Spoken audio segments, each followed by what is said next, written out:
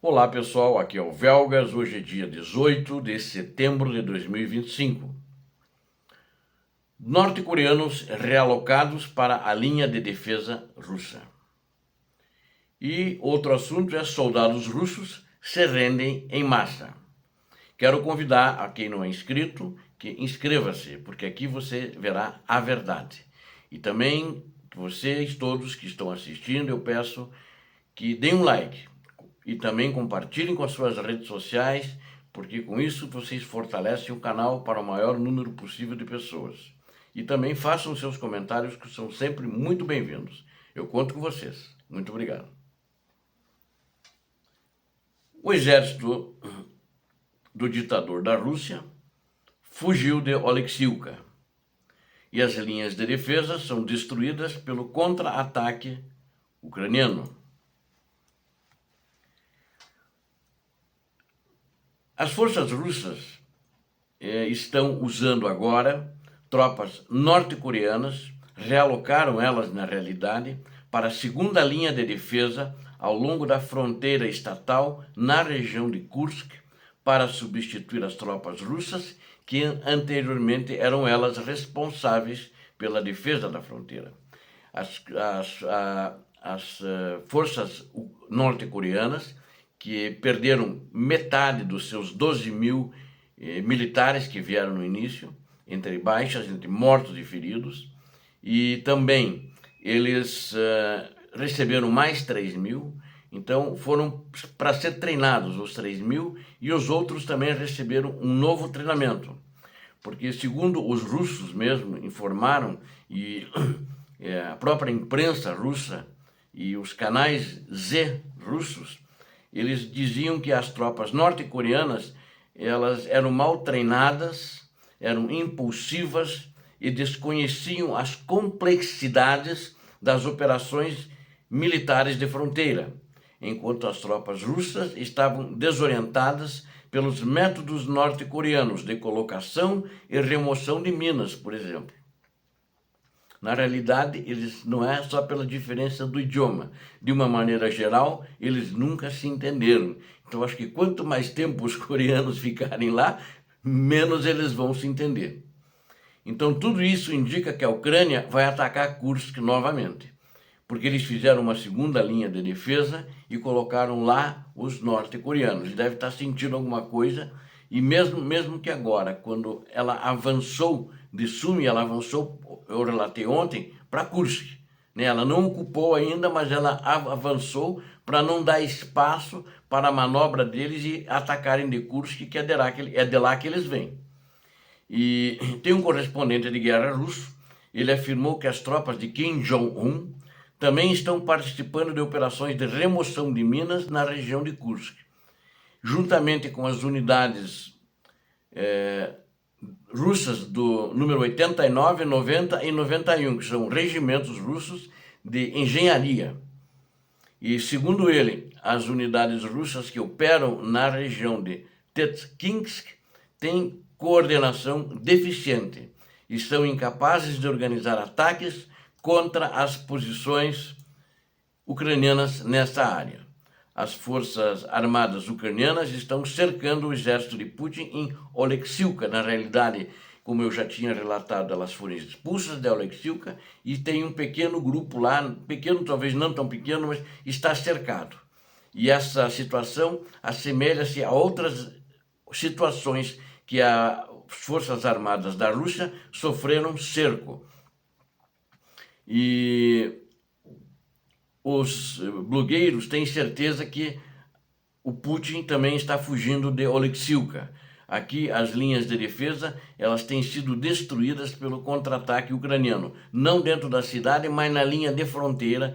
Os russos estão cercados ali com um pequeno grupamento, O correspondente militar afirmou que o comando militar russo está redistribuindo unidades do 2º e 3º batalhões e do 30º Regimento de Fuzileiros Motorizados para aquela região de Oleksiivka, a fim de fortalecer esses russos cercados e na tentativa de resgatá-los ou romper o cerco, fazer uma linha defensiva ali.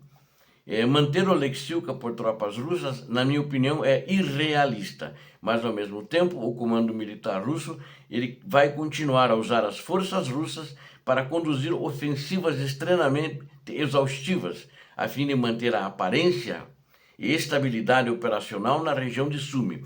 Eles não querem, e acho que não reportaram ainda, mas segundo informações, eles não querem reportar que ali onde eles entraram em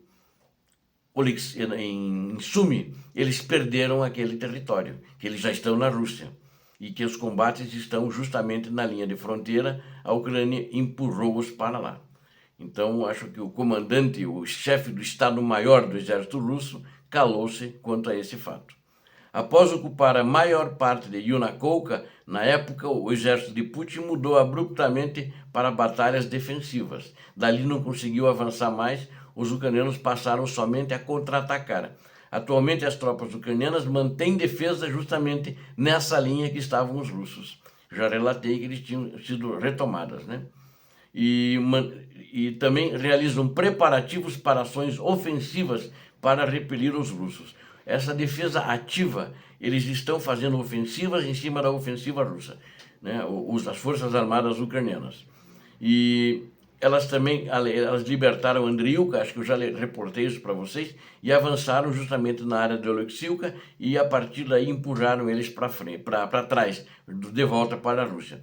E os russos foram empurrados para mais longe de Sumy com isso. Ao mesmo tempo, os russos mobilizaram suas melhores forças nessa área para tentar voltar e não estão conseguindo, sendo fustigados por constantes contra-ataques ucranianos, bem como esses contra-ataques têm sido apoiados por artilharia, por drones e por morteiros.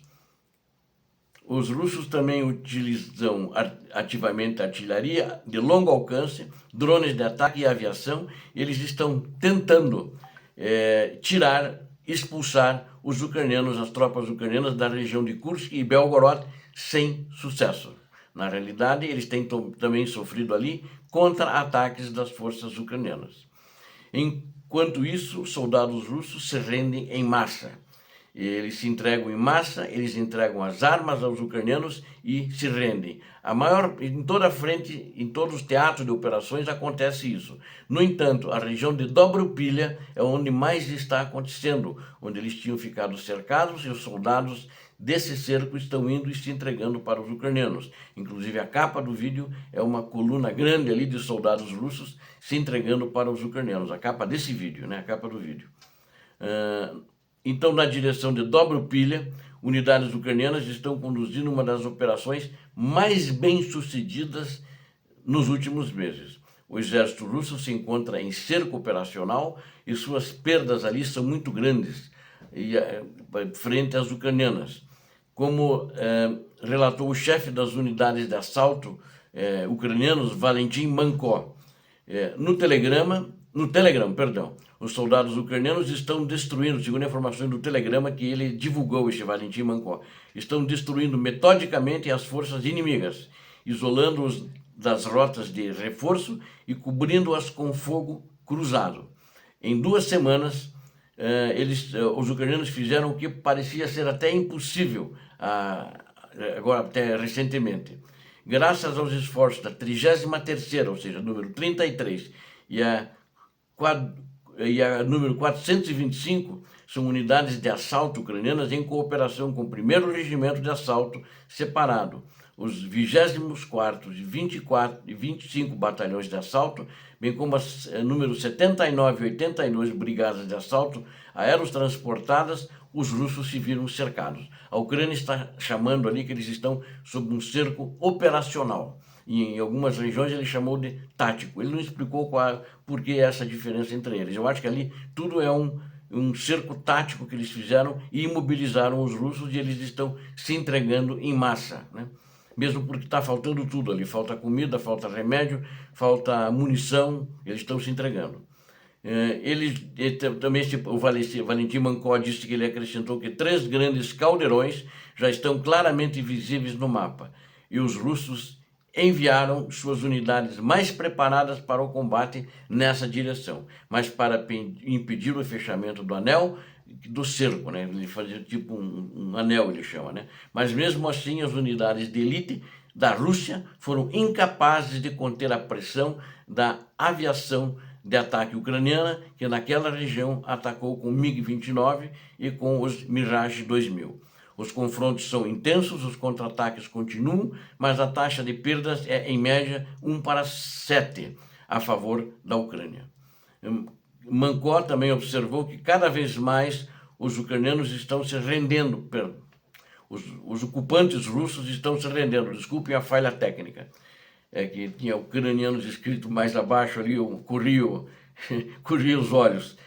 A situação lembra a Batalha de Kursk, quando no início os ucranianos invadiram lá, Kursk, 1 ano e meio atrás, eles foram se entregando em massa também, os russos. Não tinha tanta pressão, eles eram sem experiência, como são com mais experiência esses russos que ali estão.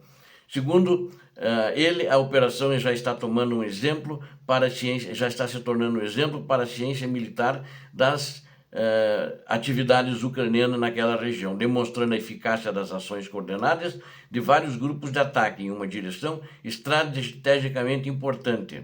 E recentemente o comandante em chefe das Forças Armadas Ucranianas, Oleksandr Sirski, observou a eficácia das unidades ucranianas na neutralização dos fuzileiros navais russos, que é uma tropa de elite profissional, destacados para fortalecer as ofensivas na região de Dobropilha, que também acabaram sendo feitas prisioneiros. Obrigado a vocês que assistiram a esse vídeo. Eu conto com vocês para inscreverem-se no canal, porque aqui vocês viram a verdade.